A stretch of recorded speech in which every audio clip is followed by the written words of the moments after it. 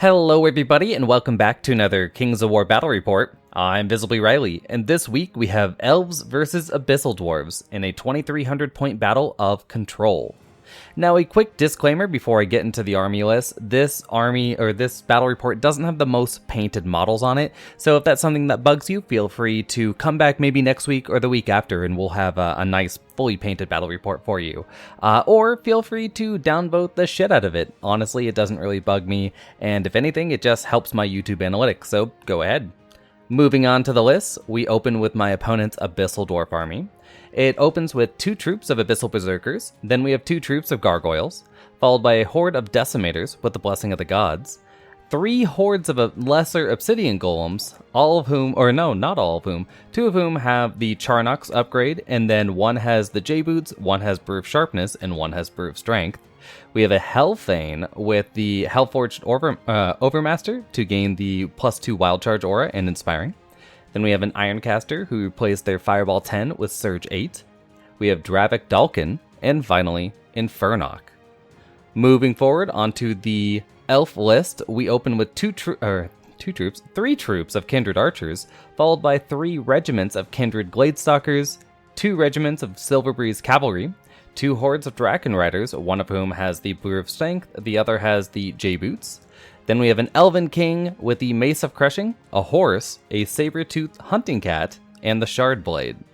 Next up, we have 2 Archmages, one of whom has the Boomstick, Lightning Bolt 5, and a horse, and the other has the Inspiring Talisman and Lightning Bolt 5.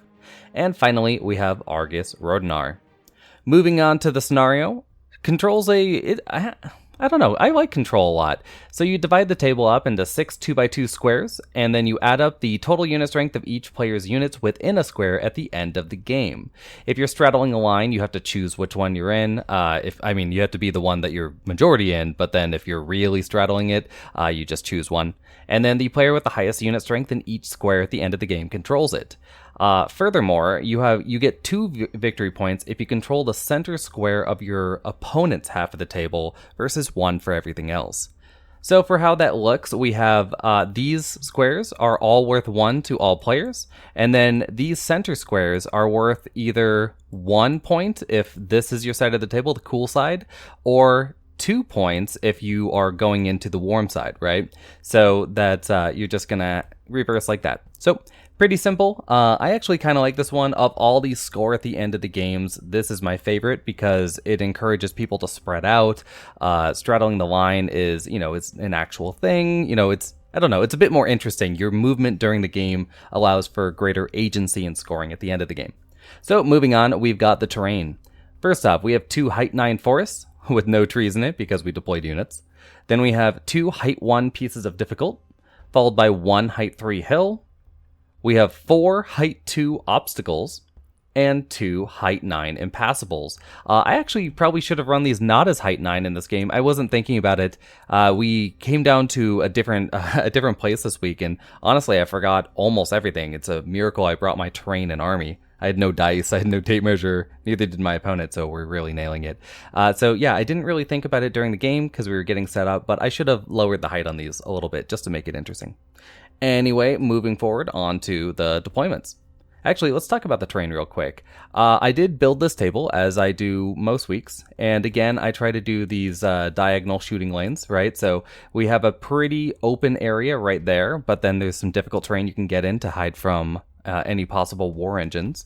And then we also have a pretty open one on this side with another piece of difficult terrain to get into, but this one's a little easier to get into at the beginning of the game. This one is more of a mid-game piece, right? And then we have the 2 matching forests, and of course the hill to help block line of sight in the center. So that's the plan. For the terrain, let's talk about the armies. First off, on the left side of my opponent's deployment, we open with Infernock. Again, these are the Mantic models, so always nice to see that. I can't wait to see my opponent actually put some paint on these. Then we have, I know that's weird for me saying, but I'm excited. We have Infernock. Behind them, we have Dravik Dalkin. Then we have a Decimator Horde with the Blessing of the Gods. To the right of that, we have the 2 Abyssal Berserker troops. In between them is the Hellthane with the Overmaster. And behind them is one of the Gargoyle troops. To the right of that, we have the first two hordes of obsidian golems, with the one on the left having Brew of Strength, the one on the right having J-Boots, and behind them an Ironcaster with Surge 8. To the right of that, we have the final Obsidian Golem Horde with the Brew of Sharpness, and in front of it, the final Gargoyle Troop. So a very compact army. Let's see how the elves set up against it.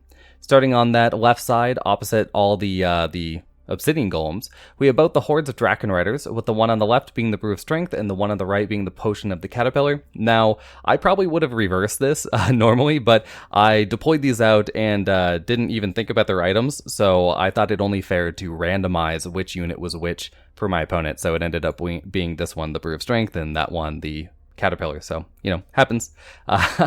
In between them is the Elven King with the Mace of Crushing, Horse, Cat, and Shardblade, and in front of them is the first troop of Kindred Archers. To the right of that, we have the second troop of Kindred Archers, the first regiment of Gladestalkers, the Argus Rodinar, and the first regiment of Silverbreeze Cav. Then to the right of that, we have the second and third, I don't know where the third troop of Kindred Archers is. It's somewhere. Behind it, we have the Elven Archmage with the Horse and Lightning Bolt 8.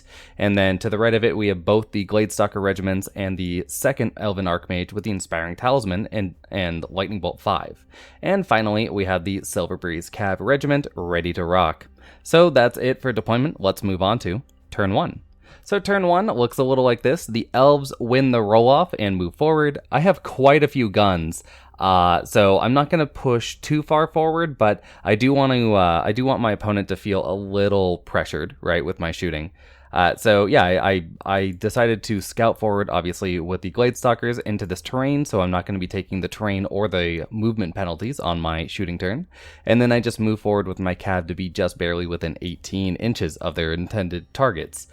These Cav don't have a whole lot to do. I'm just looking to mess around with Infernock.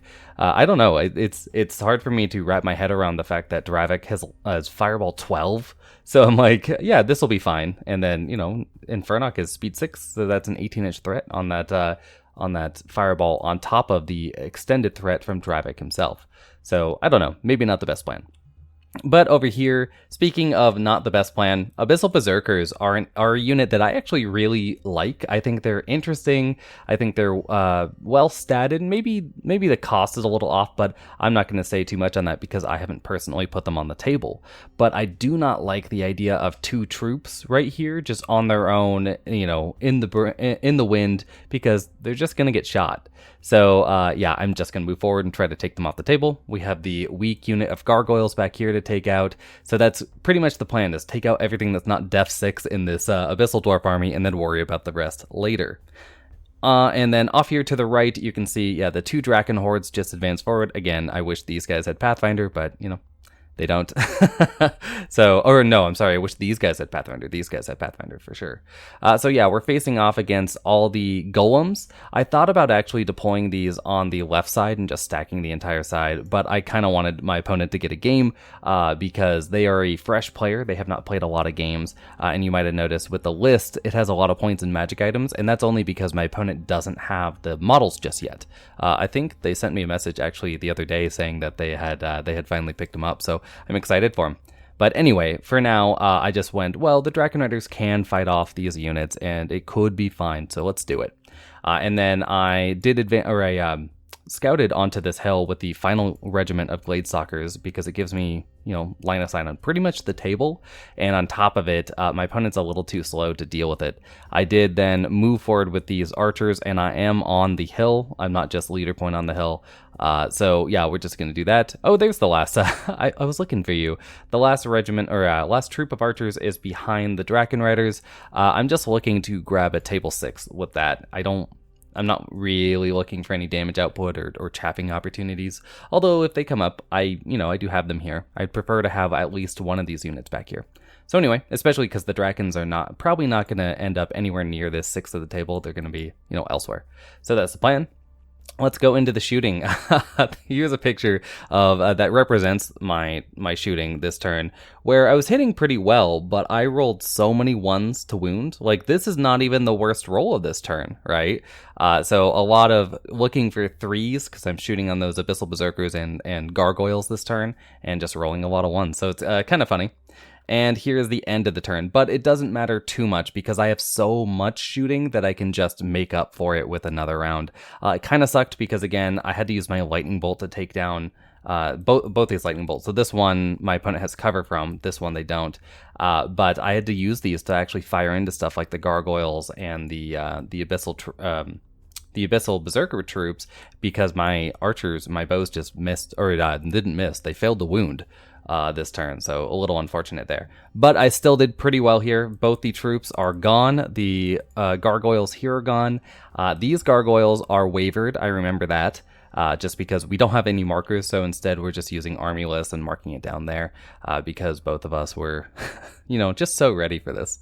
So anyway, that's going to be that. Let's move into turn 1 for the Abyssal Dwarves. So turn 1 Abyssal Dwarves looks how you might expect it. This is actually, my opponent has cheated with these gargoyles, but very quickly realizes it and just moves them back because it's having those little markers that remind you that things are wavered is pretty important because you don't do stuff like this. So anyway, they move them back after this. These decimators just move forward into their forest. Really nice unit. I mean, decimators are great. I don't think anyone's trying to argue against that, but also the fact that they can just sit in a forest and shoot out is, it's underrated. Just a pretty solid unit. Infernock moves forward to fire into my archers. I didn't even think about that for the second. I mean, I know what Dravik does. I know what Infernock's stats are, but then I just didn't put 2 and 2 together quick enough to realize that this was going to have a range on me if I had 18-inch range on firing at this unit. So they're going to get a pretty nice fireball right there. Unfortunate for me. But otherwise, my opponent doesn't have a whole lot to do because that's their shooting minus the Charnox right on these Obsidian Golems, and those are going to be out of range this turn. So over here and on the right, yeah, the Golems just move forward. These guys on the right couldn't move quite as quick just because the Gargoyles, which are now dead, were in front of them. But still, even being in the forest, this is a sharpness unit, so it's still going to hit me on 4s if it charges. So not the prettiest. And here is the, I did forget, this thing has a gun. So it takes aim, fires into my cav here. It does 4 wounds, which is pretty good, but does not get a lucky waver, so that's good for me.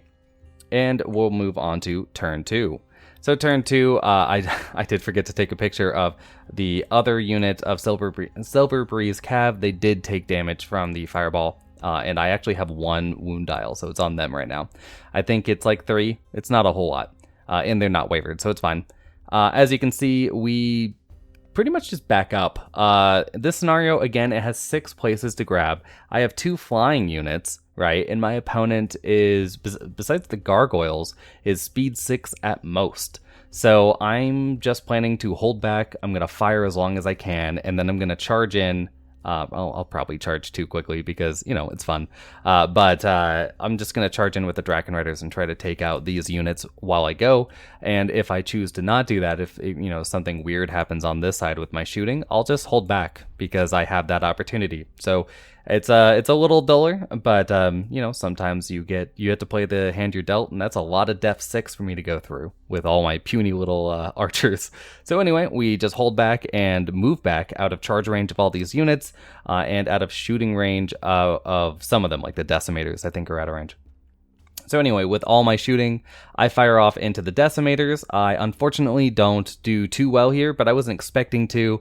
It's 5s and 4s to wound with to get into there with my Gladestalkers, along with my Silver Breeze cav, and then 5s and 3s with the Lightning Bolt. But I do get them started. Again, I'm not rolling particularly well on the wounds here, but, it's still the best target, besides the gargoyles, which I do throw enough shots into to make a double 1.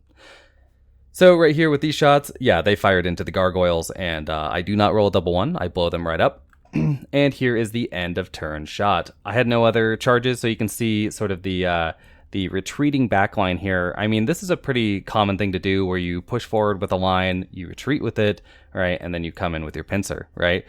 These guys are probably not going to pincer, but, it is an opportunity. They are height 4, so they see over this hill, so they could be threatening a lot harder into the center, but since my opponent's center was just def 3 units and I've got a lot of bows, they just didn't survive long enough to make that relevant. So anyway, let's move on to Abyssal Dwarf turn 2. So they are advancing forward, as you can see. And here is the end of their movement. All the gargoyles. I wish these were gargoyles. All the obsidian golems. It doesn't look like they're in a row, but they actually are. My opponent has it just, I don't know. Maybe they moved it a little weird, but they're supposed to be directly in a row. And if they're not, it's not the biggest deal because none of these units can see a flank because it's stacking, down like steps. So I'm not going to get any flanks on either of these units. And then these units are out of charge range of anything that's not them with these, archer troops. So you don't even want to flank there. So maybe it is intentional just to make sure I can't gum up the works. But anyway, that's going to be that. So with my opponent shooting, they move forward with the 2 units that are capable of shooting. Maybe these guys are capable of shooting into the Gladestalkers. We'll see. So, yes. The Charnox. That's right. The Charnox have some shots. Yeah, that's definitely not in a line. My opponent, just set up the flanks because realized it didn't matter. They fire off into one of my Draken Hordes. This is the one with strength, and they manage 3 damage on them, but do not get the Boxcar Waver.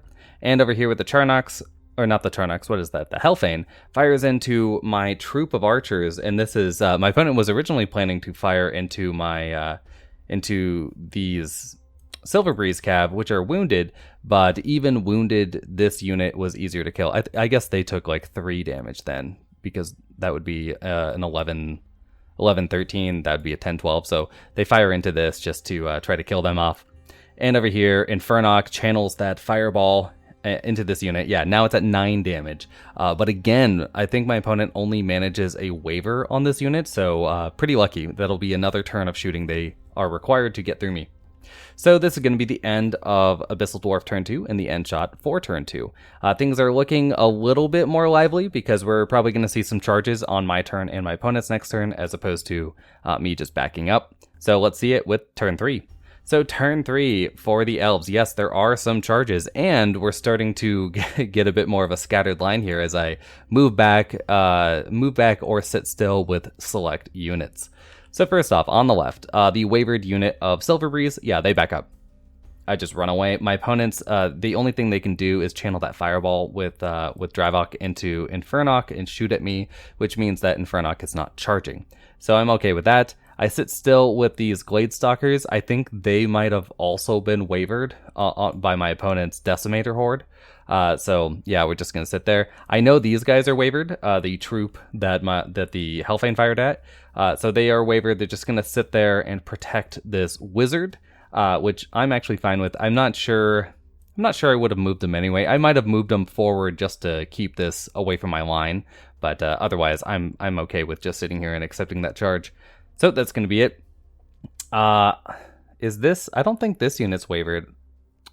No, I think it's ready to shoot. So I'm going to charge on my right flank now. This fence, by the way, is representing what I put Argus's Inspire on. So right now I put it on the troop of archers just to make sure that the Draken Riders remain inspired during my next turn.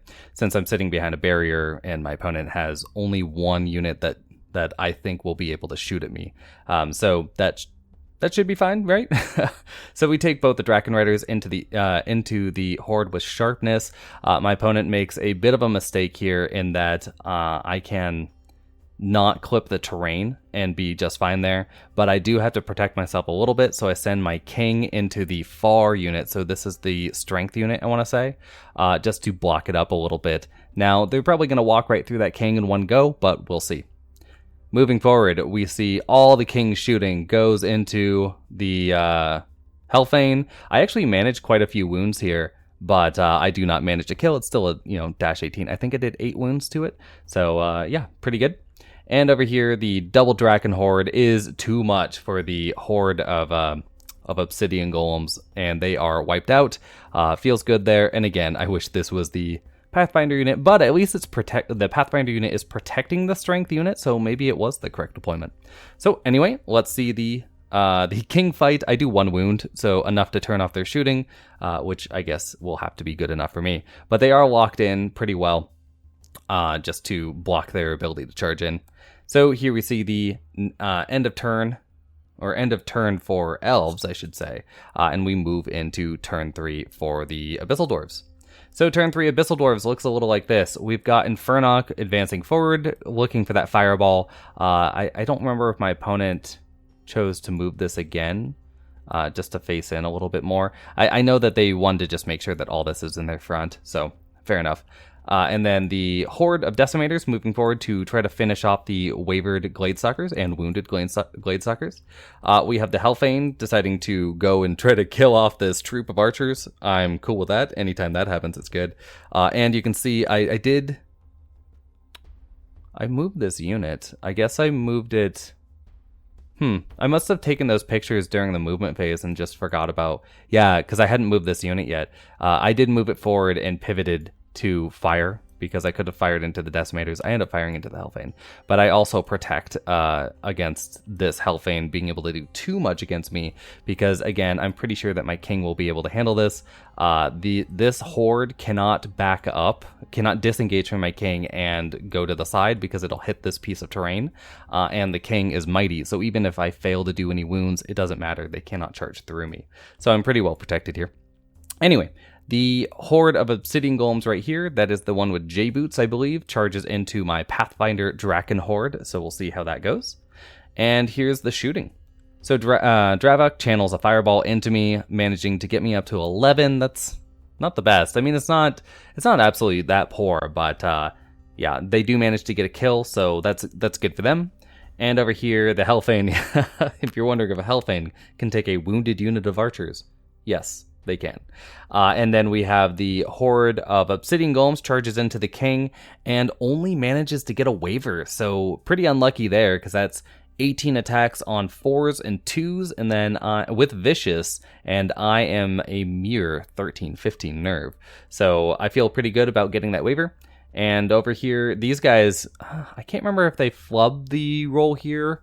I know they do some damage, so they do 5 or 6 damage, but I think they flubbed the roll and then didn't get me high enough to even get a lucky waiver. So, or I mean, they could have got a lucky waiver, but they do not manage it. So instead, I'm just ready to rock. And here's what the end of the turn looks like. You can see, let's talk about the shooting a little bit. These guys do manage to kill off my regiment of Silver Breeze. And again, sorry about the picture. It's a little hectic over here today because there was another game to my right, which I'm always happy to see, but I was the only Kings of War player who is a bit more tenured, so I was also kind of coaching their game and talking them through some of the finer points while playing my game and trying to remember how many wounds all these units have and whether they're wavered and all that, so it was a little much. So anyway, these guys managed to kill off my regiment of Gladestalkers, so good on them, bad for me. The Hellfane does kill off this troop of archers. I can't remember if the Hellfane, I think it hasn't chosen its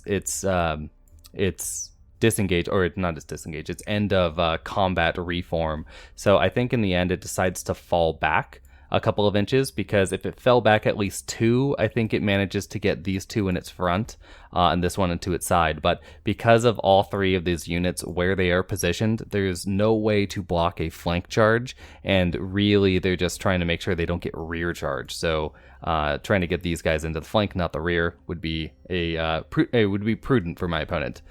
So yeah, and we move into turn 4. So turn 4 for the elves. First off, I take my wizard, my Inspiring Talisman wizard, and I just keep walking 6 inches away from Dravok. Elven Archmages are not the easiest target. They're not the easiest thing to shoot at, and I think a lot of people underestimate them because they are defense 4, they are an 11-13 nerve, so relatively difficult to take down. But anyway, I walk away there trying to tempt them to fireball me again. And then I do decide to take this double charge. This unit is at 8 wounds right now, so I'm thinking that 30 attacks on 4s and 6s with Elite might be able to do it on its own. Maybe it was at 10 wounds. Again, it's a little rough to see, but it's between 8 and 10 wounds right now. And I decide that I can probably kill it in one go there because I want to fire off some bows into this horde of decimators because they are also severely wounded. I think they're at 11 wounds right now. So I'm looking for a waiver or a kill because I've got that, and then I've got the double lightning bolt, right? These ones, I mean, that's lightning bolt on a 5, that's shooting on a 5, but then this is lightning bolt on a 4. So we'll see about that.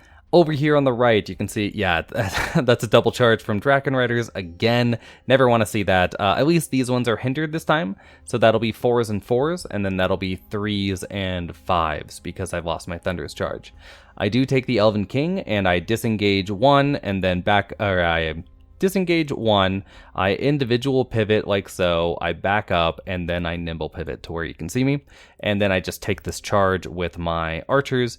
They had fallen off the hill, or maybe I had walked them off the hill, but it doesn't matter, these are height 4 anyway, so I can still charge them, and I'm just going to go in and die there.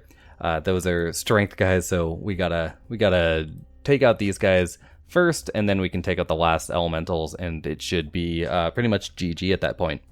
And lastly, yeah, I don't really move with these archers. I could have, I guess, to an avail I don't understand, but I did manage to put Argus's buff on them again, just to make sure that I had the inspiring going, because this guy, unbeknownst to me, I actually thought that they had the Fireball 10 still, and I actually really like leaving Ironcasters with Fireball and not replacing it for Surge. Just because they have that special rule where they're vicious on Fireball, and I think, Fireball 10 vicious is actually a pretty decent spell. So anyway, we move into the shooting. We're all going to fire into that horde of decimators, and I do severe damage here, but I don't think I got him. I know I didn't kill him. I don't think I got the waiver either. But we'll see about that at the end of the turn shot. So then we have the Hellfane here. I do manage to get quite a few wounds on it, but I roll abysmally with my nerve check. I think I needed a 4 to kill it twice, of course, and I roll a 3. So, happens. Nope, I'm sorry. I don't even roll a 3. I just hot double won it. So that's a very unfortunate roll, but it happens in games, right? And over here, we send these archers in.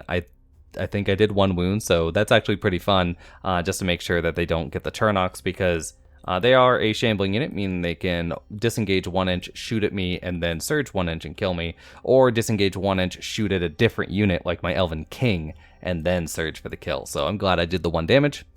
And over here, so that 3 right there, you might be wondering, what is that? That is the total number of wounds I did. So I have a Horde of Drakons with 18 attacks on 4s and 4s with Elite, so that's around, 5-ish damage right there. And then I have a Horde of Draken Riders with 3s and 5s with Elite, so that's another, 3 to 4 damage, right? But I only managed 3 damage between the 2 of them. So this fresh unit of, of golems is gonna probably just punch one of these Hordes of Drakons to death now. Pretty funny turn, though. And here's the end of turn shot. So as I said before, yeah, I did try to get a waiver here. I don't think I got it. So that's, no, I think I did get a waiver here because they have a flank exposed. But I did roll a double 1 there when I needed a 4. And then I did 3 damage here. This one, not the best odds to kill them just because I am charging through terrain and then I don't have the Thunderous Charge. But I was looking for a few more wounds because I'm going to need to be able to one-shot them with Draken Riders to the front in the future. So it is unfortunate. And here we go with turn 4 for the Abyssal Dwarfs, or I guess unfortunate for the Elves. Good for the Dwarves. Yeah, these guys, maybe, yeah, no, I did not waiver them, that's right. This is just out of 8 inches, so another unfortunate bit. They're going to shoot into my Gladestalkers. This guy just decides to countercharge into this unit of Gladestalkers, the fresh one, just because this is the only, shooting target they have.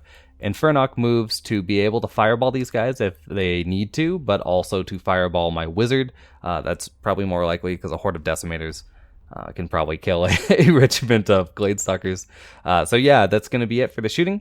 So let's talk about it. Infernock fires, does 3 damage to my wizard. Then they fire into my Gladestalkers. And they definitely just pop them in one go. Do pretty insane damage, actually. Now that I'm thinking, because they would be on 5s and, well, it's 5s and 2s with Elite and Vicious, so yeah, I guess that's not that bad. And then this guy goes into these Gladestalkers, and I think rolls pretty well. I think that Hellfane's only missed like twice. If we weren't using the same dice. Anyway, yeah, so over here in the combat, this is where things get a little bit more interesting. My opponent decides to try to ground these Draken Riders, and I was thinking, well, why not just fire Fireball at me, right? Just hide the wizard, shoot fireballs, whatever. And that's when they inform me that it doesn't have Fireball, so I'm like, oh, okay.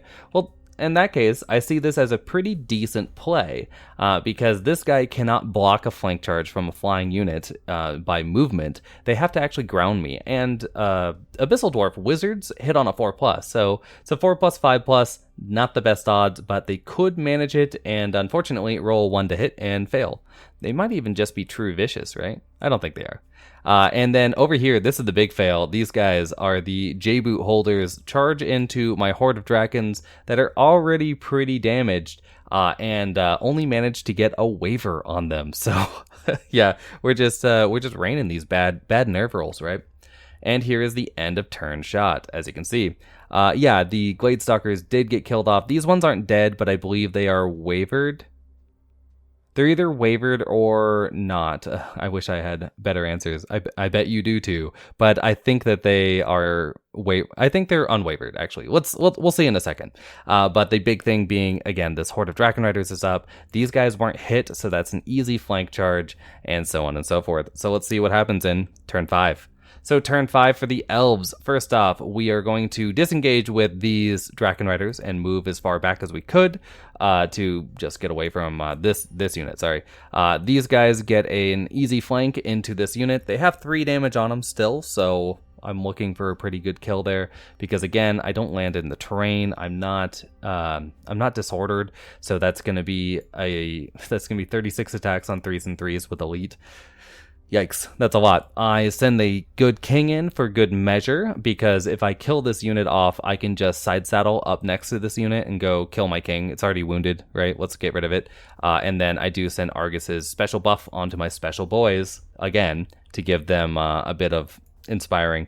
Now, this might have been a mistake, which is I walked them out a little bit, and you know what, I actually do think this is a mistake, because my opponent can do the Charnox thing where they fire at this unit, get a lucky roll, kill it, and then charge into one of my Dragon Hordes, or maybe the Elven King, depending on how this combat goes, and kill that as well. So you don't want to give him a twofer, and I'm getting some random bow shots onto this unit. Who cares? So yeah, I probably should have just left them back here behind the Dragon Riders and safe, as they are a scoring unit. So anyway, I don't, and that's what we're going to do.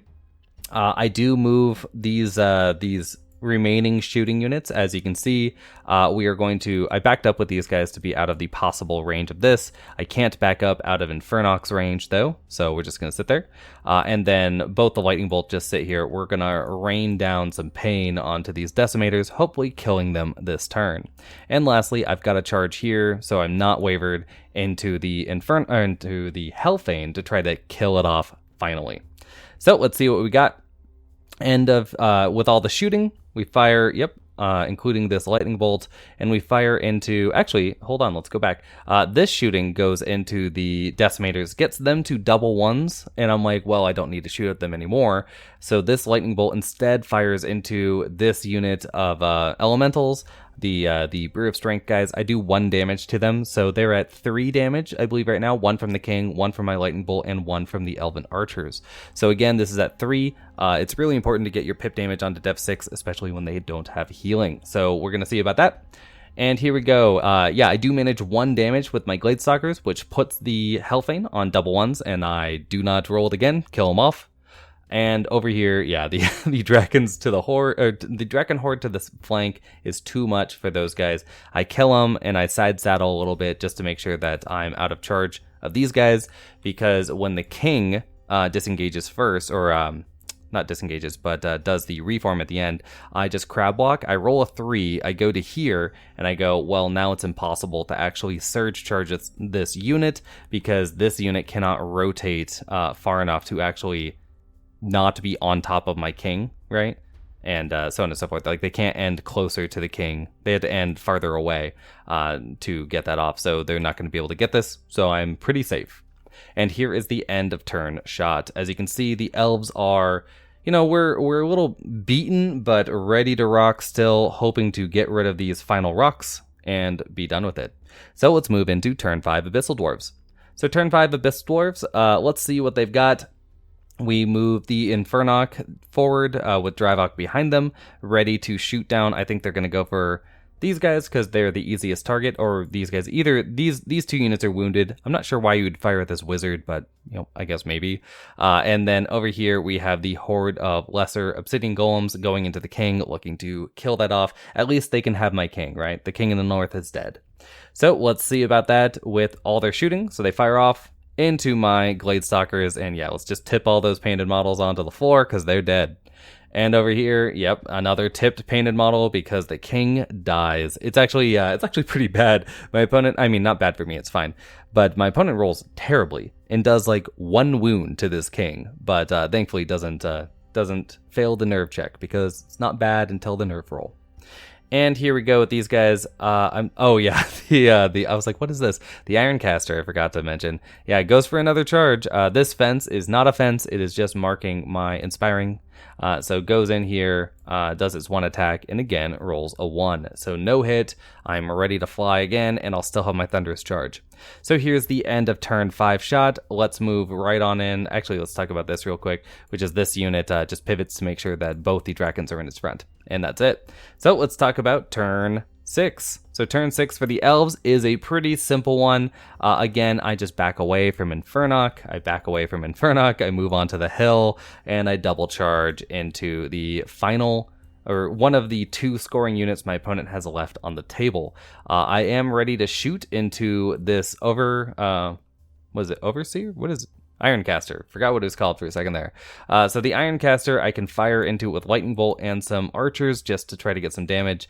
But really, I'm just trying to move these guys a little bit back to make sure that I have this table 6, right?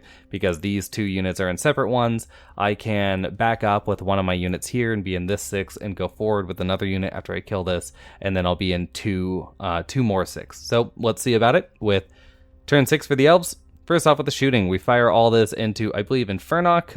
Yeah, I do damage, maybe. It doesn't matter. So let's move over to the Draken Riders, and yep, I get another double 1. These guys are at like 20-something damage. So double 1, 2 of the game might be relevant just because, I don't know, these guys are the same unit strength. So if we kill them off and we get a turn 7, I could easily lose. So let's see about it with with Abyssal Dwarf turn 6. So first off, we've got this unit deciding to countercharge into the very, very wounded unit with of Drakons with the Potion of the Caterpillar. So going for that, we've got Dravik moving forward to do some shots onto this scoring unit, which will leave me with just this horde of Drakons and this unit over here. So only +1 scoring unit on my opponent. So let's see about it. And here is the end of turn 6 shot for them. You can see, yeah, unfortunately, the fireball sort of sputters and fails. Does not even manage to get a waiver there. And then we have the horde of obsidian golems firing into, or charging into that unit of Drakons, and finally managing to wipe them out. But we roll off for turn 7, and yeah, there is no turn 7. So it ends up, as you can see, if we divide the table into some rough 6, right? I actually think that this unit here is, I can't remember if I'm majority in this or in this 6, right? But so let's count it as 1. We have 1 there, and then we have 1 here. While my opponent, oh no, that's right. These guys are, yeah, no, I think they're in a separate one. So we have 1 and then 2 points for my opponent total, right? So 2 for the Abyssal Dwarfs versus 1, 2, 3 for the elves. So a pretty close game in the end, which I was not expecting. But, you know, when you get 2 double 1s, you know, things get a little weird. So anyway, that's going to be it for the game. Let's move on to the end of game discussion. So let's talk about the lists real quick. Starting with the list on the right, the Abyssal Dwarves. As I mentioned before during the game, I do not like the Abyssal Berserker troops here. I think that if you're going to run the Hellfane idea, where you run the Hellfane, you run the Berserkers, you got to run a lot of them, and it's still a pretty... It's a niche concept, let's say. So it's not the most, it's not the best list you can run, but, you know, anyone that would, I would respect them. I think it's absolutely fine. Abyssal Berserkers are an okay unit. It's just that the Hellfane really is too expensive for what it's doing there. I'd much rather have a greater Obsidian Golem any day of the week than a Hellfane. So yeah, it's just unfortunate there, because you can stack all these auras on Abyssal Dwarves, but Abyssal Dwarves themselves are just kind of going, why? Like, why would we? right?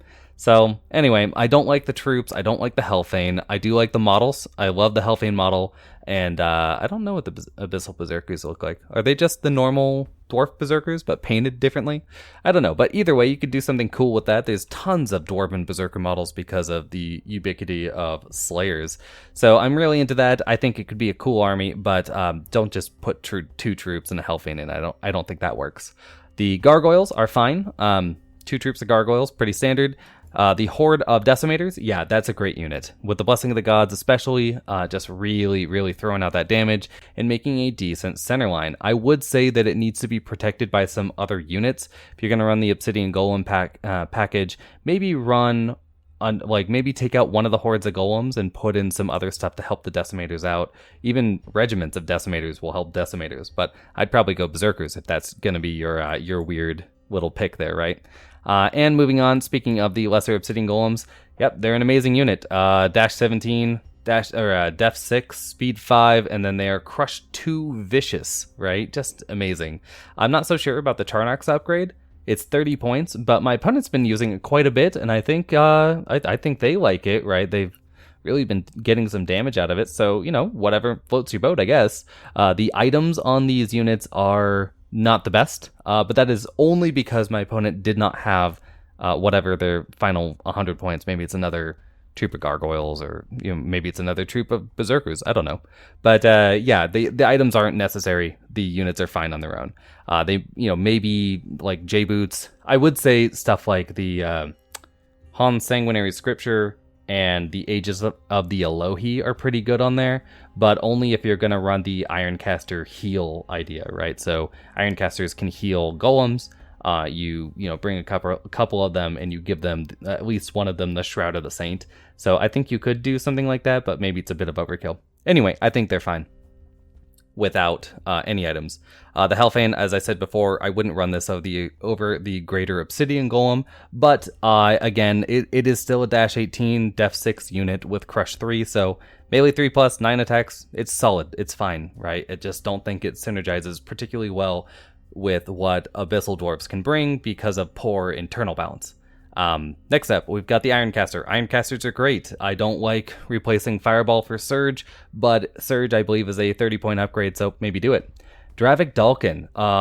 That guy's great. I actually, especially if you're going to run Infernoc, and I think you should if you're going to run Dravik.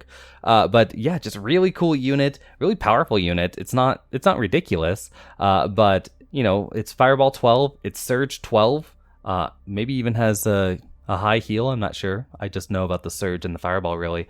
Those are really, really good, and especially because you can channel them through Infernoc, and you don't have to, right? So that gives you 2 points of entry to cast your Surge, to cast your Fireball, so you constantly have to be worried about an 18-inch bubble around Infernoc and a 16-inch bubble around Dravik to not get fireballed, and same thing with the Surge, right? So pretty cool. And lastly, Infernoc. Yeah, Infernoc is, I don't think Infernoc's the best thing, but 255 points for that is pretty solid. 12 attacks, it's Crush 4, right? Like, yeah, Infernoc's fine. Run Infernoc. Infernoc's great. Anyway, moving on to, I would say that, yeah, this list needs more units, but that's pretty obvious. I think we all know that. Moving on to the Elves. This was, I don't know, I threw this list together a while back. Originally, I was just going to take out the Palace Guard in my army, my previous Elf army, and then just put in Gladestalkers, because I think Gladestalker regiments are actually really good now that they unlock, but in the end, I decided to just see what the new hotness is. We're just going to be showcasing that for a little bit here with the Halpi's Rift and Clash of Kings updates. So I just brought all the quote elven gun line. It's not really one because it's more like wood elves, right? So it's a poke and flee kind of list here. So we have the 3 troops of Kindred Archers. I think they're one of the best chaff units in the game. We have 3 regiments of Kindred Gladestalkers. Gladestalkers are, in my estimation, I think they're pretty good for 175 points, but I already like Dwarven Rangers a lot. So Kindred Gladestalkers, which are Rangers, I don't think they're quite as good as Rangers, but they are a little bit different just because they have that speed 6 to really utilize their melee potential, right? While the Dwarves are better for a counterattack kind of a unit. So anyway, I still think that they're good though, and having elite period is a great rule. Then we have the Silver Breeze. Silver Breeze regiments are pretty good. I like to max them out at 2. I would not run more. Maybe I would, but I don't know. Right now, I'm not thinking that it would be worth it. Draken Riders, everyone knows those are good. Now that they unlock, they're way better. Elven King, interesting piece. I never used its Mace of Crushing in this game, but it's not that big of a deal. I do like the Elven King. It does come out to be, I think, 5 points cheaper, or this build is 5 points cheaper than a Lord on Draken. So maybe try that out as well. That'd be cool. The Elven Mages, yeah, they're excellent. Boomstick, Lightning Bolt, and then regular Lightning Bolt. I'm not afraid of Hex. It doesn't really matter to me. Hex my Boomstick Wizard, whatever. I'm fine with it. I do like to have the horse, though, because having that speed 9 plus the lightning bolt is great, and also being height 3 is great. And finally, Argus Rodinar. I know some people from outside the United States are talking about how they see this a lot in Elf lists. I don't see it really at all, so I'm really excited to see more armies with it, because I think we'll see a lot more elves coming soon.